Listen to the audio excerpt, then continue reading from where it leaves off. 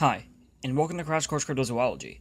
Today I'm going to be talking about a very recent find. This was, I believe, nearing the end of July, so at this point around a little more than a week ago, perhaps 2 weeks ago. The earliest article I've been able to find on it was on July 28th, so a little bit more than a week and a half ago, I would say. The article talks about a man named Martin McCosker who lives in New Mexico, and McCosker claims that while he was out with his dog, he stumbled across what he believes is the skull of a chupacabra. Some of you may not be aware of what a chupacabra is supposed to be, what this cryptid's background is, so I will break that down for you. The legend of the chupacabra starts out in around the late 1960s, and it really picks up in 1995. During the 1960s, there were attacks on livestock in Puerto Rico, and the strange thing about those attacks is that they all had one common characteristic, and that was that the livestock had all been drained of their blood. This is what kind of kicked up the legend specifically of the chupacabra. Of course, tales of vampiric beings go back hundreds, if not thousands of years. The chupacabra in particular had this stream of alleged attacks in Puerto Rico, and it happened again in 1995, and this time, I believe, more abundantly. And that's what really kind of brought this cryptid to more of a public eye, more of a popular viewpoint. The interesting thing is that there are a few versions of the chupacabra, so to speak. The one that we're talking about today is the North American / Central American chupacabra. Most of the sightings of this, we'll call it a version of the creature, come from states like New Mexico, Texas, Mexico itself, mostly border states. There have been some recent sightings in California as well, which, if these creatures are real, suggests some kind of northern migration, which is very interesting to think about. The reason that we're calling this versions is not only because they are now being called the same thing, although they're from different land masses. They actually supposedly look quite different. The Puerto Rican chupacabra has much more of almost an alien or gargoyle vibe to it. It's described as this scaly, many times bipedal short creature with claws, a somewhat human-like face, spikes on the back. It has a tail in some accounts. It has these huge bug eyes, and some accounts even claim that the chupacabra has the ability to fly using wings. This is the Puerto Rican chupacabra. Now, the North American / Central American chupacabra is described very differently. This version of the creature, which really started getting a lot of sightings in the early 2000s, is basically a canine creature that doesn't really look as whimsical or as fantastical as the Puerto Rican chupacabra does. That doesn't mean that either one has less credibility or more credibility. This is simply a contrast that I'm making. This chupacabra, again, is a more canine creature. It does not have wings. It does not have the ability to fly. Does not have huge bug eyes.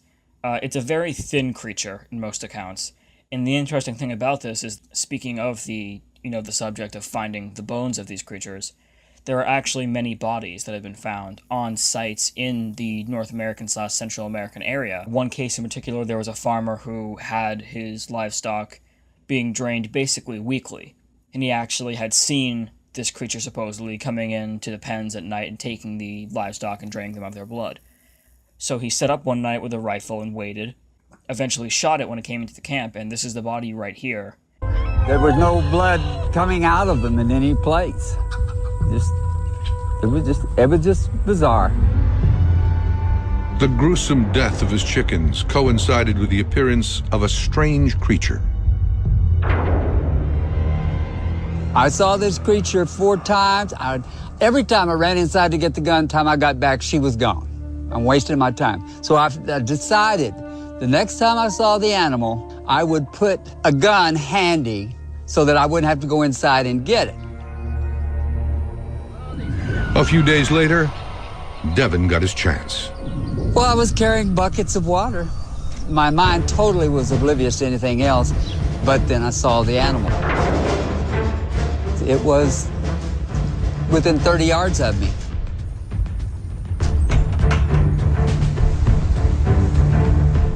I had the gun propped up in the tree branch in the crook. So all I had to do was take it and just find my range. And I knew that I would need to act that fast. Devin killed the creature with one shot. I just popped off one shot as fast as I could. When Devin approached the kill, he was amazed by what he saw. Photos taken at the time show a four-legged animal with big teeth and bizarre skin. When you compare it to the bodies that other people have found, especially this one, you definitely do see they're the same creature, really. It's often said that the North American / Central American Chupacabra is simply coyotes with mange, and that there is no vampiric or Chupacabra-esque qualities about them. And this could be true. The weird thing, though, is, as I've mentioned, these coyotes with mange, if that's what they are, they pretty frequently pop up at sites where vampiric activity has taken place, which is very interesting and, to me, suggests something other than coyotes with mange, although I'm sure that there are many cases in which the sightings are just that, coyotes with mange. However, to me, it is clear that at the very least there is a creature somewhere in that area that is somehow vampiric in nature and is attacking and eating, I should say feeding on, livestock. And the fact that we find these bodies there fairly consistently suggests a clue to the identity of the creature. Another thing that is interesting about the contrast and comparisons now between the North American / Central American Chupacabra and the Puerto Rican Chupacabra is that although they are wildly different descriptions, they do share some physical characteristics. It's often seen and studied that where there's more folklore, there tends to be more exaggerations of real characteristics. This isn't to say that this creature couldn't exist, I'm not entirely sure, but it is interesting that there are physical characteristics on the Puerto Rican Chupacabra that could be exaggerated versions of the North American Chupacabra. We see, for instance, here I mentioned that the American Chupacabra tends to be a very thin creature, and it does have a prominent spine because of that. Are the spikes on the Puerto Rican Chupacabra's back an exaggeration of that? I'm not sure. The bug eyes. There's a body here that I'll show. I actually showed this earlier. That was found dead in the driveway of someone's house. They had it stuffed, and the woman who has the body stuffed had blue marbles put in for the eyes, because she said that the thing that struck her about the animal was the boldness of the eyes. So you could also say that both creatures tend to have very prominent eyes, which one could be an exaggeration of the other. So there are a few similarities. Does that suggest that they're the same creature? I'm not entirely sure. It is very important to note that, though, if we're going to discuss what exactly this creature is, or I should say what it could be. Now, on the note of physical characteristics, let's turn our attention back to the skull now that we've actually talked about the Chupacabra. Being found in New Mexico, this is, of course, allegedly the skull of a North American / Central American Chupacabra, and we immediately can see that when you look at the skull, it does look like it would belong to that creature. Having seen the photographs of the bodies now, it does seem like it would belong to it. However, and this is kind of why I mentioned the coyotes with mange correlation, it has many, many similarities to a coyote skull, which is important to note because being found in North America, that's kind of what this whittles down to. Is this a known canine, possibly a coyote because that's so often what these creatures have been called? Or is it some other canine creature that we're not aware of yet? Looking at the skull itself on a broader scale, you do see some similarities pretty instantly. I'll get to the teeth in a bit because those are actually quite defining characteristics that we'll examine the most here. But the first thing that I noticed when I looked at the skull was the placement of what you could almost call a hole right here in what's kind of like a cheek on the skull. Coyote skulls have that as well. You can actually see there's, again, basically a hole, and they're the exact same place. So immediately we have structural similarities. The eye placement, the nose placement is also very similar. The problem with the photograph of the skull is that we can't see the full length. And the weird thing is that you can see that someone is holding the skull by a stick in their hand. And if you compare the skull to the hand, keep in mind, the skull in this photograph is in front of the hand because the hand is leaning forward, holding the stick out. This is still pretty small in comparison to the hand. I'm not sure what that could indicate. Does this indicate a smaller version of a creature, or does this indicate that it's simply an infant coyote or possibly an infant chupacabra? I'm not entirely sure what that means, but that is something that I think does begin to differ it from what you'd expect to see in a coyote skull.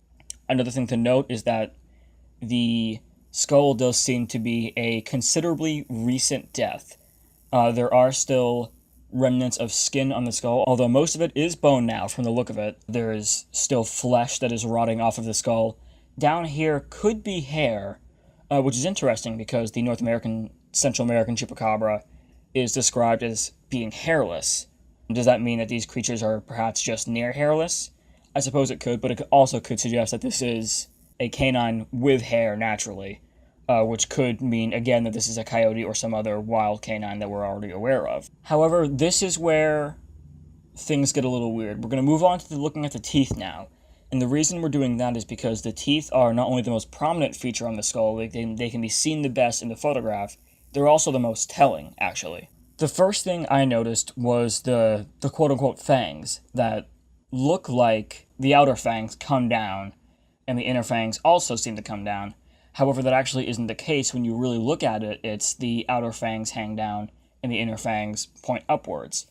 And this is something that we do see on a coyote skull, actually. The only difference I would say is that the fangs that hang down, the outermost fangs, do seem to be a little lower than I would think they'd be, which is interesting to me. Very similar orientation, and yet there are very slight differences. And that's actually what we tend to find a lot with this skull. There are minor differences that could actually mean a lot. Going more inward, we look at all the teeth that are lined up inside the innermost fangs, the gap that it leaves.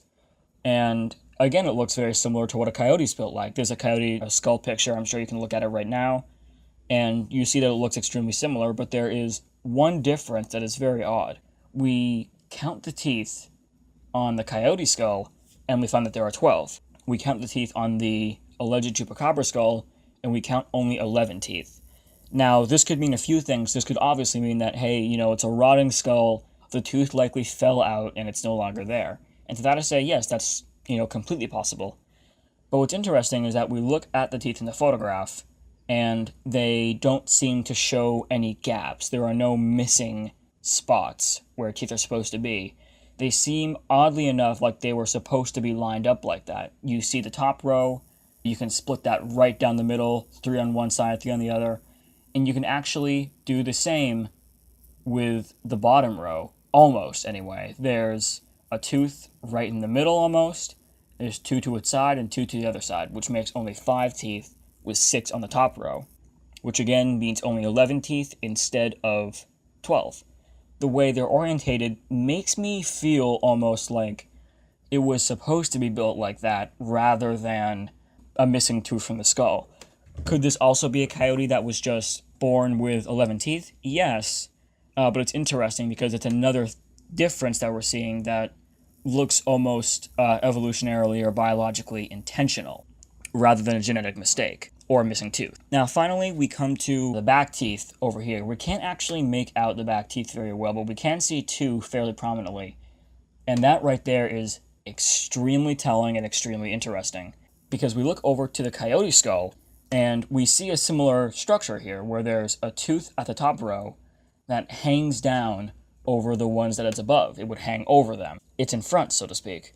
And it's built in a way that almost makes it look like 2 teeth, but they're 1 tooth, quite clearly, if you look at them. And you could say, well, that's what we're seeing on this alleged chupacabra skull then. But honestly, I don't think it is, and here's why. They are very spaced apart on the alleged chupacabra skull. Whereas with the coyote skull, yes, they almost look like 2 teeth, but they're very clearly connected. You could look at that and say, yes, that's obviously 1 tooth. There just has somewhat of a gap between the 2 ends of it. Whereas on the alleged chupacabra skull, it is very clearly 2 teeth.